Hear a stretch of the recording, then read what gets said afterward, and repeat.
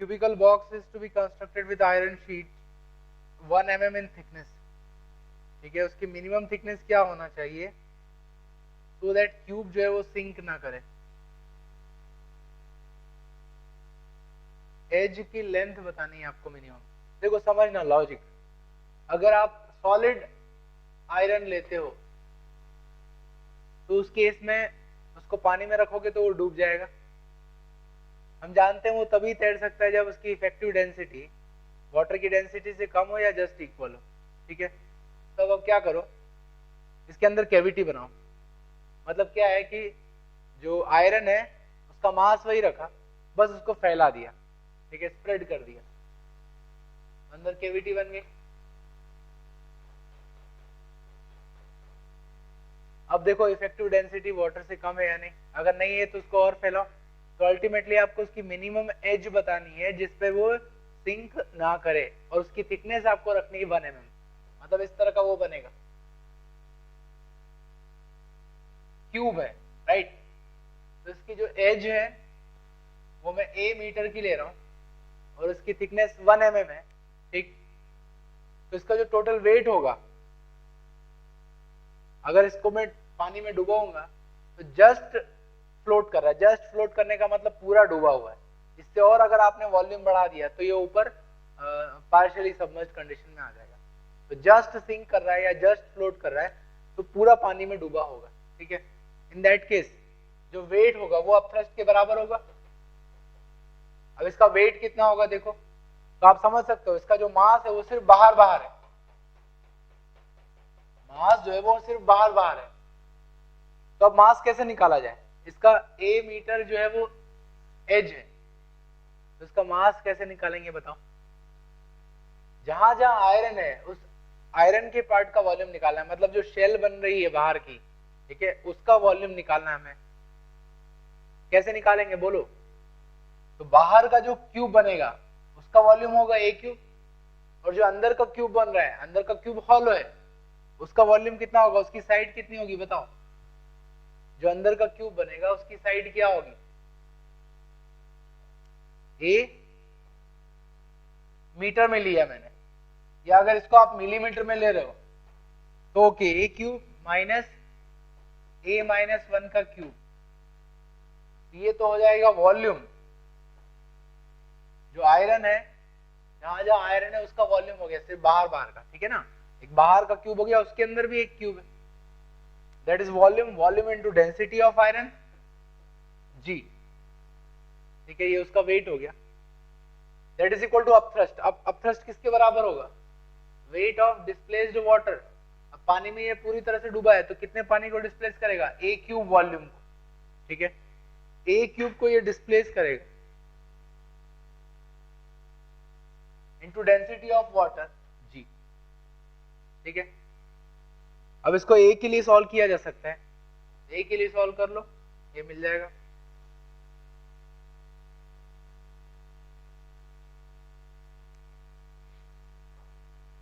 Then 16 हुआ या नहीं, नहीं हुआ। क्यूबिकल ब्लॉक है वुड का, उसका वेट दिया है as a lead piece fastened underneath.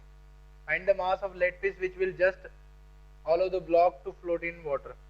देखो वुडन ब्लॉक है तो वो पानी में तैरेगा, लेकिन उसके नीचे एक लेड का टुकड़ा उसके नीचे बांध दिया गया है, तो उसके वेट के कारण वो नीचे आएगा, ठीक है। तो आपको बताना है कि उसका कितना मास होना चाहिए लेड के पीस का, सो दैट वो जस्ट फ्लोट करे, ठीक है। जस्ट फ्लोट की कंडीशन क्या होगी, वो पूरी तरह से पानी में डूब जाए, ठीक है ना, कंप्लीटली सबमर्ज हो जाएगा। तो इस तरह से ये टुकड़ा है लेड का और ये वुडन ब्लॉक है, ठीक है।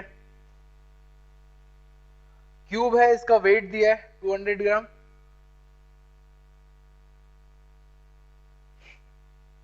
Find the mass of lead piece which will just allow the block to float in water. Would की डेंसिटी दी है, स्पेसिफिक ग्रेविटी 0.8 दिया है, मतलब 0.8 ग्राम पर सीसी उसका डेंसिटी हो जाएगा। और इसी तरह से लेड का भी डेंसिटी निकाल सकते हैं 11.3 ग्राम पर सीसी।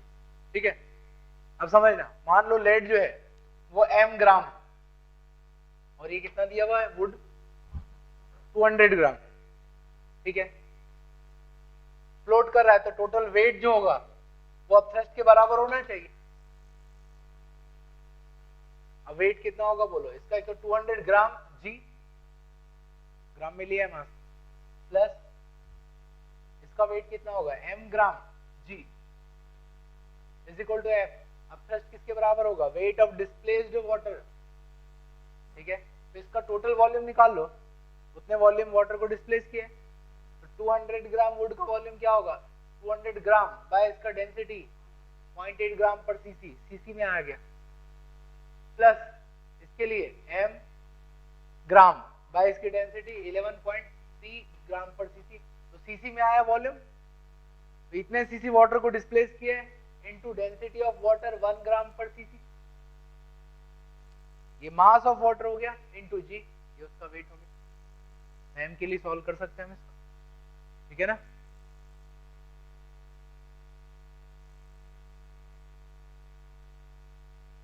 एटीन क्या आ गया 19, अब ट्राई करना है इसको, नहीं हुआ तो 20, 21, पूछना है, डाउट है क्या, हो गया 22, सिलिंड्रिकल ऑब्जेक्ट है, मास दिया है उसका, आउटर डायमीटर दिया है, सिलिंड्रिकल ऑब्जेक्ट, इसको स्लाइटली डिप्रेस किया और छोड़ दिया।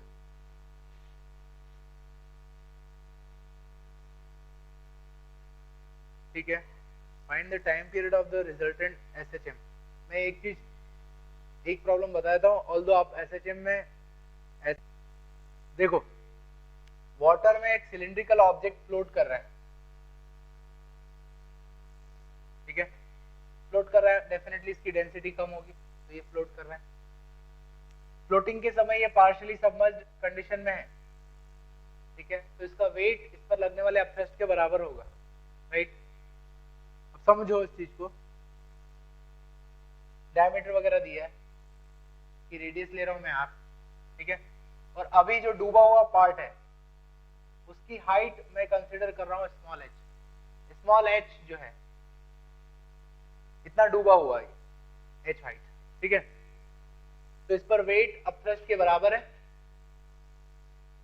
हमें वेट दिया है इसका, ठीक है, that is given is equal to upthrust. Upthrust कितना होगा, वेट ऑफ डिस्प्लेस्ड वाटर, कितने पानी को डिस्प्लेस किया होगा इसने, तो जो डूबा हुआ पोर्शन है उसका वॉल्यूम निकाल लो, वो हो जाएगा पाई आर स्क्वायर एच, इतना वॉल्यूम डूबा हुआ है, इनटू डेंसिटी ऑफ वाटर जी,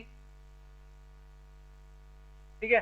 अब मैं क्या करता हूं, इसको हल्का सा डिप्रेस कर देता हूं, नीचे दबा देता हूं और छोड़ देता हूं, ठीक है, तो थोड़ा डिप्रेस किया और फिर छोड़ दिया, देखते हैं क्या होगा। तो उस केस में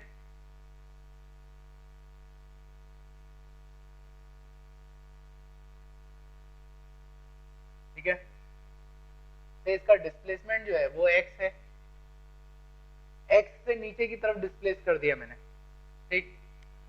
अब आप समझ सकते हो वेट तो इसका अभी भी उतना ही है, बट अब ये ज्यादा हिस्सा इसका डूबा हुआ है पानी में, तो इस पे अपथ्रस्ट ज्यादा लगेगा, ठीक है, तो पहले से ज्यादा अपथ्रस्ट लगेगा, तो बोलो रिजल्टेंट फोर्स जीरो होगा या नॉन जीरो होगा, नॉन जीरो होगा, उसकी डायरेक्शन किधर होगी, ऊपर की तरफ, ठीक है, तो इस पर लगने वाला जो रिजल्टेंट फोर्स होगा वो ऊपर की तरफ होगा, नीचे की डायरेक्शन को मैंने पॉजिटिव मान लिया, ठीक है, तो इस कंडीशन में इस पर जो नेट फोर्स लग रहा है वो निकालें, तो नेट फोर्स इज, एक तो वेट है नीचे माइनस अब जो अपथ्रस्ट लग रहा है एफ, ठीक है, wait minus F, force negative direction में लग रहा है, समझना। वेट को तो मैं यहां से लिख सकता हूं पाई आर स्क्वायर एच, इतना एफ, इस समय अपथ्रस्ट कितना लग रहा है, अब आप समझ सकते हो, पहले एच हिस्सा डूबा हुआ था, अब कितना होगा एच प्लस एक्स, तो अब वॉल्यूम हो गया pi r square h plus x into density of water g, तो जो नेट फोर्स होगा that is equal to minus pi r square density of water g into x, ठीक है ना। अब आप देख सकते हो net force is proportional to displacement, यही कंडीशन होती है एसएचएम की।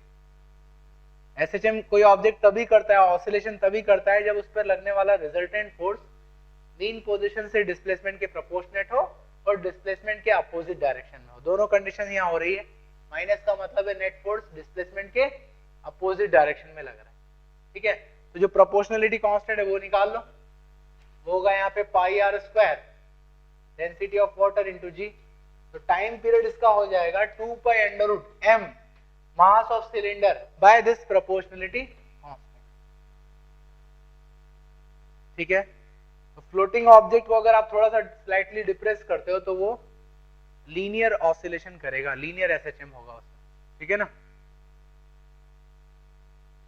ऐसे ही आप 23 को अब आप ट्राई करना, अटेम्प्ट करना नहीं हुआ। 25th प्रॉब्लम क्या दी है? A cube of ice of edge 4 cm is placed in an empty cylindrical glass of inner diameter 6 cm, ठीक है।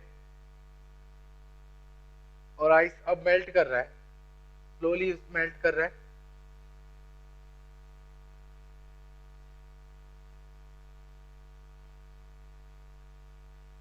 देखो क्या दिया है प्रॉब्लम में, एक सिलेंडर है, उस एम्प्टी सिलेंडर है, उसमें एक आइस का क्यूब रखा है, ठीक है। और जो क्यूब है वो धीरे धीरे मेल्ट करता है, और मेल्ट करते हुए हमेशा उसकी शेप जो है वो क्यूबिकल फॉर्म में ही रहती है, ये हमें गिवन है। मेल्ट करेगा तो उससे वाटर बनेगा, ठीक है। अब समझना होगा कि अभी कोई अपथ्रस्ट नहीं, क्योंकि कोई पानी नहीं है। मेल्ट करेगा तो पानी आएगा, इसके नीचे भी कुछ पानी जाएगा, तो डेफिनेटली पानी इस पर अपथ्रस्ट लगाएगा और मेल्ट करेगा। तो क्यूब का वेट धीरे धीरे कम होते जा रहा है, पानी बढ़ते जा रहा है, तो उसका जो अपथ्रस्ट है वो बढ़ते जाएगा। एक ऐसा समय आएगा जब इसका वेट अपथ्रस्ट के बराबर हो जाएगा, उस वक्त ये जस्ट लिफ्ट हो जाएगा। अभी ये टिका हुआ है नीचे बॉटम पे, उस वक्त जस्ट लिफ्ट हो जाएगा। तो उस कंडीशन में आपको बताना है कि इसकी एज क्या होगी, ठीक है। अभी क्या दिया है इसमें, डायमीटर इसका सिलेंडर का 6 सेंटीमीटर और इसकी एज है 4 सेंटीमीटर, ठीक है। ये 4 सेंटीमीटर। अब मैं फाइनल कंडीशन लेता हूं, ये हमारा क्यूब,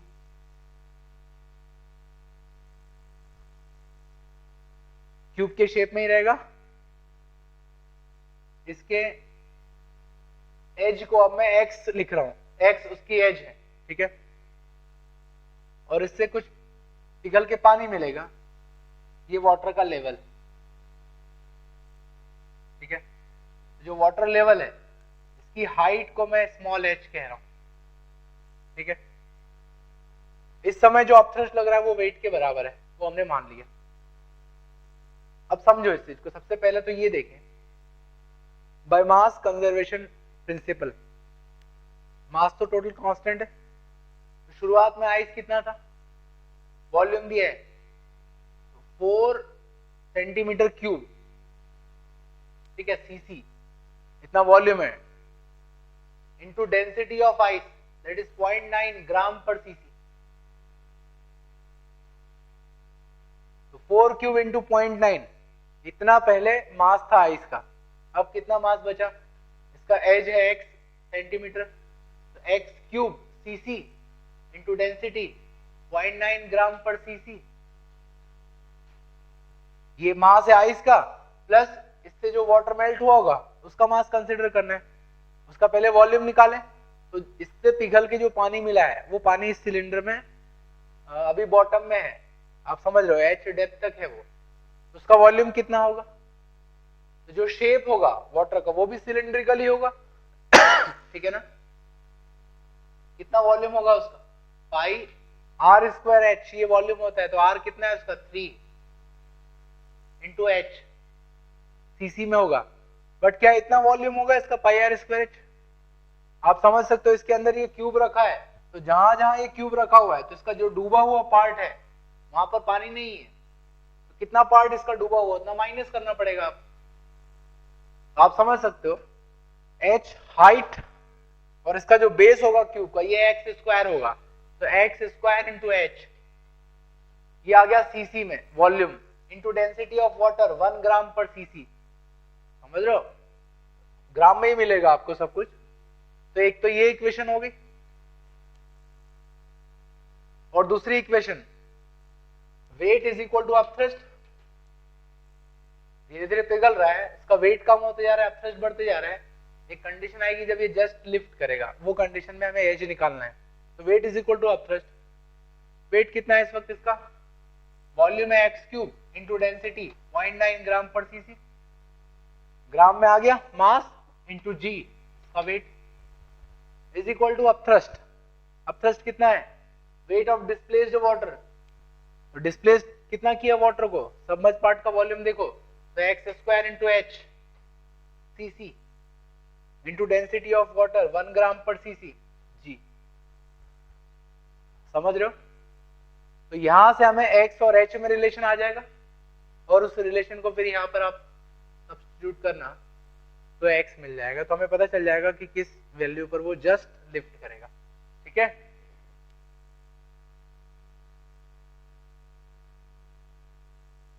हो गया होगा,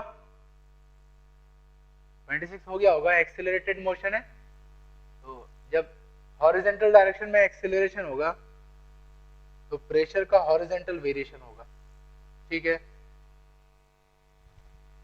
तो अभी तक हमने पढ़ा था फ्लूइड स्टैटिक्स के बारे में, उसके प्रिंसिपल्स और उसके कुछ लॉज पढ़े थे। ठीक है, now we will move into fluid dynamics.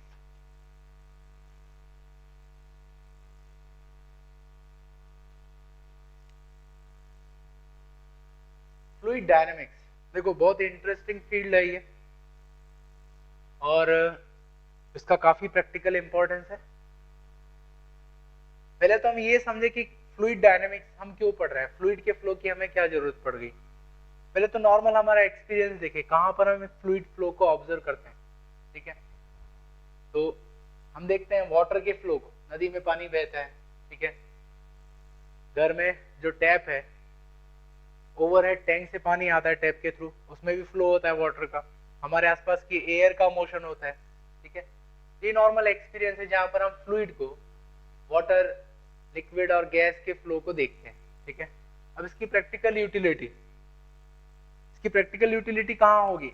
For example जो एरोनॉटिकल इंजीनियरिंग है वहां पे तो फ्लूइड का फ्लो बहुत इंपॉर्टेंट है। एरोप्लेन का जो मोशन होता है एयर में वो एयर के फ्लो से ही रिलेटेड।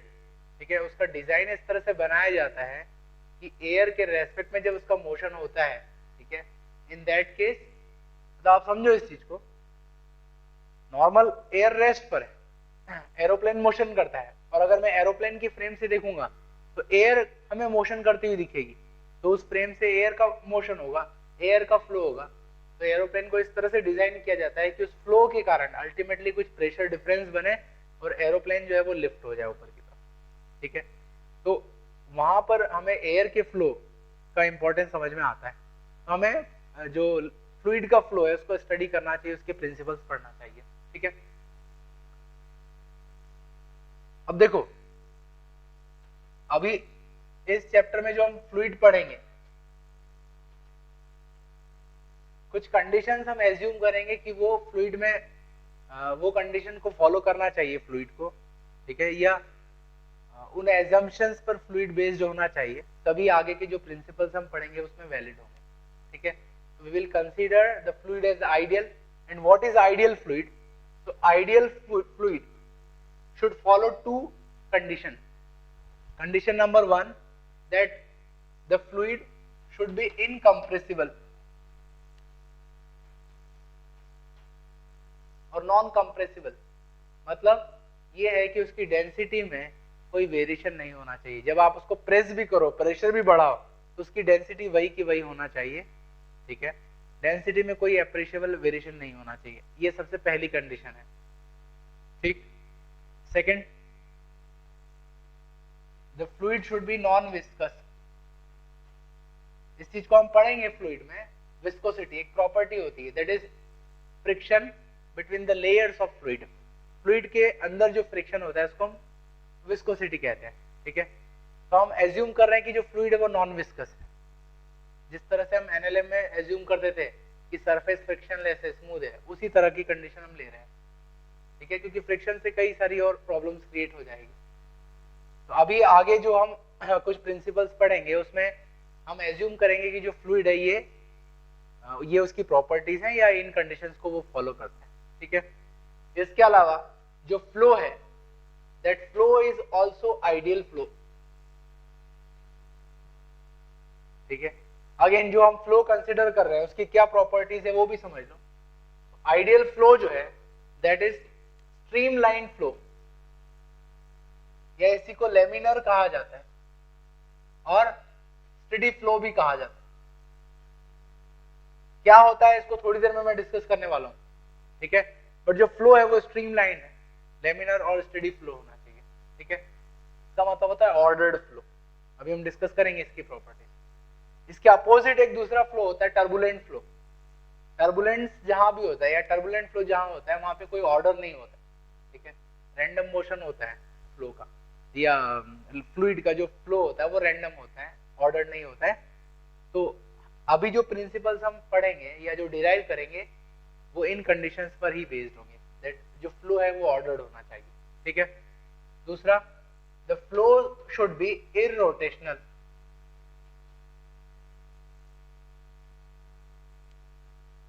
फ्लूइड का रोटेशनल फ्लो भी हो सकता है। आपको याद होगा कि हमने पढ़ा था वोर्टेक्स फॉर्मेशन, ठीक है। वोर्टेक्स फॉर्मेशन में क्या होता है, फ्लूइड का रोटेशनल मोशन हो रहा था, सर्कुलर मोशन हो रहा था। तो उस तरह की फ्लो की बात नहीं करेंगे, हम वही फ्लो एज्यूम करेंगे जहां पर जो फ्लूइड है उसका लीनियर मोशन हो रहा, ठीक है। तो उसको हम आइडियल फ्लो कहेंगे।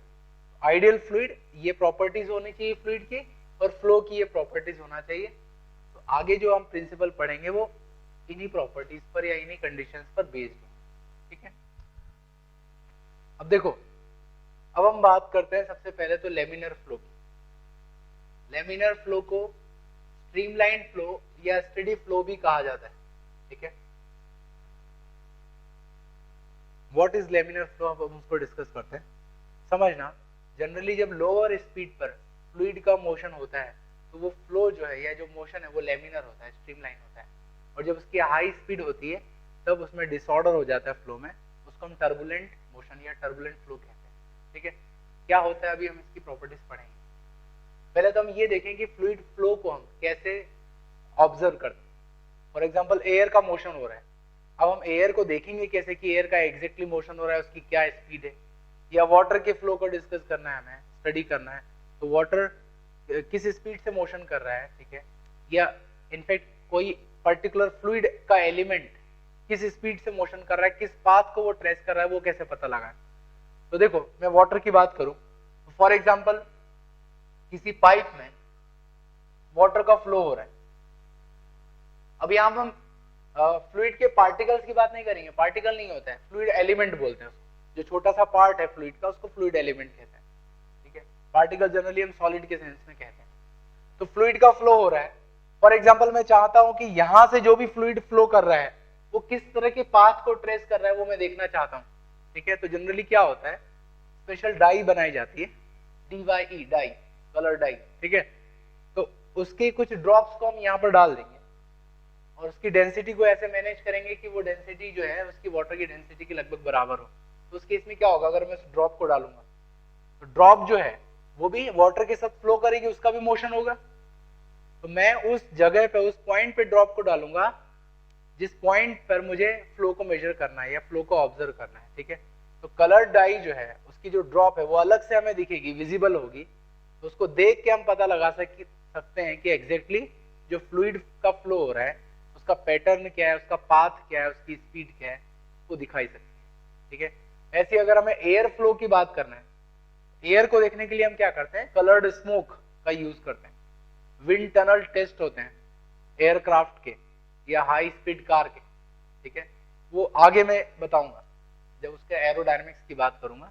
तो उसमें क्या करते हैं कि स्मोक को हाई स्पीड से, जिस स्पीड से आपको फ्लो को मेजर करना है उस स्पीड से आप एयरक्राफ्ट के पास से पास कराते हो। तो कलर्ड स्मोक जो है या जो स्मोक है वो आपको दिख जाता है, विजिबल होता है, उसका पैटर्न जो है किन लाइंस में वो फ्लो कर रहा है वो हमें विजिबल होता है, तो इस तरह से हम उसको ऑब्जर्व कर लेते हैं। ठीक है, अब हमने क्या ऑब्जर्व किया ये बताता हूं। अगर फ्लो लेमिनर एसटीडी है तो हमने क्या ऑब्जर्व किया उसकी बात करें, तो जो फ्लूइड एलिमेंट हम ऑब्जर्व कर रहे हैं, फॉर एग्जांपल वो इस तरह के पाथ को ट्रेस कर रहे हैं, हमने यहां पर देखा उसको पहले तो इस तरफ मोशन हो रहा था उसका, फिर कुछ समय के बाद इस पॉइंट पर आ गया, इस डायरेक्शन में मोशन हुआ, फिर ये टर्न कर गया, इस तरफ चला गया। मान लो इस तरह से हमने उसके पाथ को ट्रेस किया, that is the path of fluid element. ठीक है, this path of fluid element is called stream line, इसको स्ट्रीम लाइन कहते हैं, या इसको कहते हैं लाइन ऑफ फ्लो। फ्लो की जो लाइन होती है उसको लाइन ऑफ फ्लो और स्ट्रीम लाइन कहा जाता है। रिमेंबर, लाइन वर्ड यूज कर रहा हूं मैं, but it is not straight line, curve path भी हो सकता है, स्ट्रेट भी हो सकता है। ठीक है, तो इस पाथ को ट्रेस कर रहा है। अब हमने लेमिनर फ्लो में यह ऑब्जर्व किया कि जो डिफरेंट फ्लूइड एलिमेंट्स हैं वो इस तरह के लाइंस को या इस तरह के स्ट्रीम लाइन को फॉलो करते हैं और एक रेगुलर पाथ या रेगुलर पैटर्न बनाते हैं। ठीक है, फॉर एग्जांपल यहाँ का फ्लूइड एलिमेंट ऐसे पास कर रहा है, नीचे के फ्लूइड एलिमेंट को मैंने ऑब्जर्व किया, ये ऐसे मोशन कर रहा है, इसके बाद इधर, तो हम देख सकते हैं कि डिफरेंट फ्लूइड एलिमेंट्स के पाथ को अगर हम ऑब्जर्व करें तो वो इस तरह का पैटर्न बनाएंगे, इस तरह की लाइंस बनाएंगे जिन्हें लाइंस ऑफ फ्लो कहा जाता है। ठीक है, अब इसकी प्रॉपर्टी क्या है समझना। हमने क्या ऑब्जर्व किया, हमने ये ऑब्जर्व किया, फॉर एग्जांपल ये पॉइंट ए है, मान लो यहां पर जो वो फ्लूइड का एलिमेंट मोशन कर रहा था, तो मान लो उसकी स्पीड है 40 सेंटीमीटर पर सेकेंड और ये उसकी डायरेक्शन है। फिर ये फ्लूइड का एलिमेंट आगे चला गया, फिर उसकी जगह पर एक और ड्रॉप डाल दिया, वो ड्रॉप का मोशन हुआ। जब वो ड्रॉप यहां पर आई तब मैंने ये देखा कि उस ड्रॉप की यहां आने पर, पॉइंट ए पर आने पर स्पीड वही रही जो पहले की थी 40 सेंटीमीटर पर सेकेंड, और डायरेक्शन भी यही। फिर ये आगे चला गया, उसके जो पीछे फ्लूइड का एलिमेंट जब आया पॉइंट ए पर, यहां से जब पास किया तो अगेन उसकी भी यही वेलोसिटी है 40 सेंटीमीटर पर सेकेंड, अगेन सेम डायरेक्शन। मतलब ये हुआ कि पॉइंट ए से जो भी फ्लूइड के एलिमेंट पास कर रहे थे सबकी स्पीड सेम थी उस पॉइंट पर और डायरेक्शन भी सेम थी।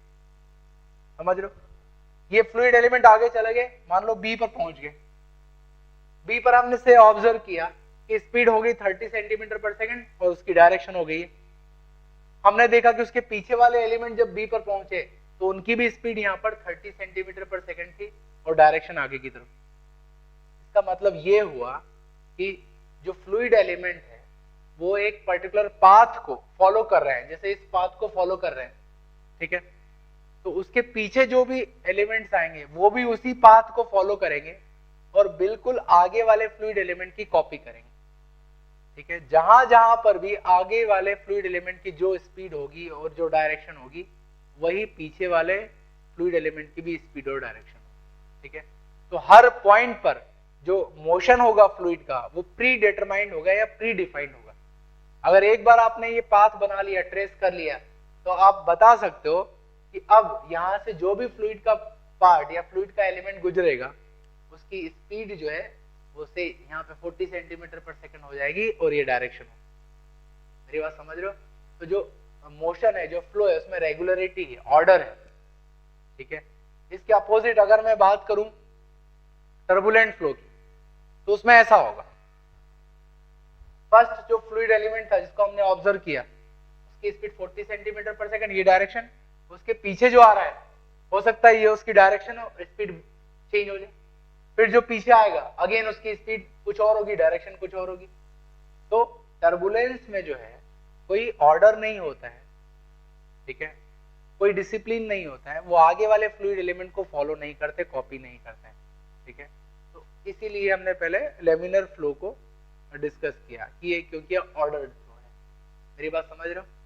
तो ये जो लाइंस ऑफ फ्लो है इनकी क्या प्रॉपर्टीज है जो अभी मैंने बताई, उनको आप एक एक करके लिख लो।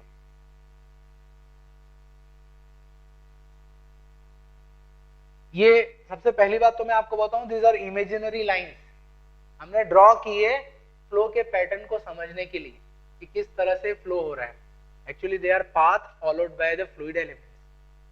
बस प्रॉपर्टी ये है कि उस फ्लूइड एलिमेंट के पीछे जो भी एलिमेंट्स होंगे वो भी उसी पाथ को फॉलो करेंगे और बिल्कुल वैसे ही बिहेवियर होगा जैसे आगे वाले का है, ठीक है। तो लिखना है इसके बारे में, line of flow, line of flow is path followed by fluid element, path followed by fluid element in laminar flow, path followed by fluid element in laminar flow, ठीक है।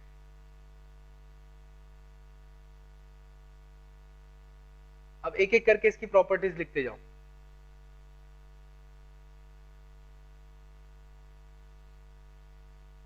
A fluid element following particular line, fluid element following particular line remains confined to that line of flow, remains confined to that line of flow. For example, इस line में जो motion कर रहा है वो इसी लाइन में रहेगा, वो जंप करके दूसरी लाइन में नहीं जाएगा। अगर ऐसा होता है, जंप करता है, तो वो टर्बुलेंट फ्लो बन जाएगा, ठीक है। तो उसी लाइन में ही उसको मोशन कर रहा है, उसी पाथ में ही उसको मोशन करना है, ठीक। Then at every point on the line,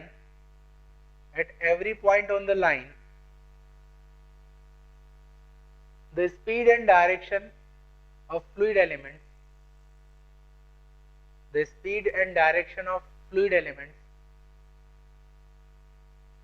passing through that point, speed and direction of fluid elements passing through that point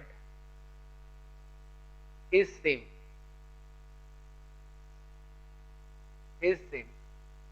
ठीक है। जैसा अभी मैंने बताया बी के बारे में कि यहाँ पे मान लो स्पीड 30 सेंटीमीटर पर सेकंड है और ये डायरेक्शन है, तो यहाँ से जो भी फ्लूइड एलिमेंट पास करेगा उसकी स्पीड यहाँ पे 30 सेंटीमीटर पर सेकंड हो जाएगी और डायरेक्शन वही होगी जो टेंजेंट मैंने खींचा है, ठीक है ना।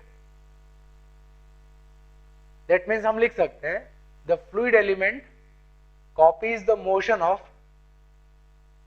Fluid elements copies the motion of elements moving ahead of them in the same line, copies the motion of elements moving ahead to them in the same line, same line में जो आगे चल रहे हैं उनको मोशन को copy करेंगे वो, ठीक है। देन डायरेक्शन ऑफ वेलोसिटी की बात करें तो लाइन ऑफ फ्लो पे फॉर एग्जांपल मुझे बी पॉइंट पर वेलोसिटी की डायरेक्शन चाहिए, तो बी पॉइंट पर आप टेंजेंट ड्रॉ कर दो तो टेंजेंट की डायरेक्शन में ही वेलोसिटी होगी। तो direction of velocity at any point is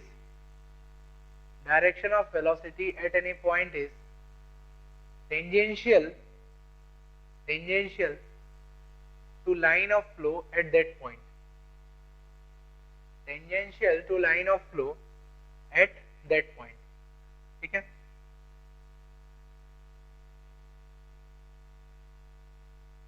then हम कह सकते हैं कि दो लाइन जो है वो कभी भी एक दूसरे को इंटरसेक्ट नहीं करेंगी, इंटरसेक्ट करती है तो उस पर दो टेंजेंट बनेंगे, दो अलग अलग डायरेक्शन पॉसिबल नहीं है किसी भी फ्लूइड एलिमेंट की वेलोसिटी एक ही डायरेक्शन होती है। लिख लो आप, two lines of flow can not intersect each other,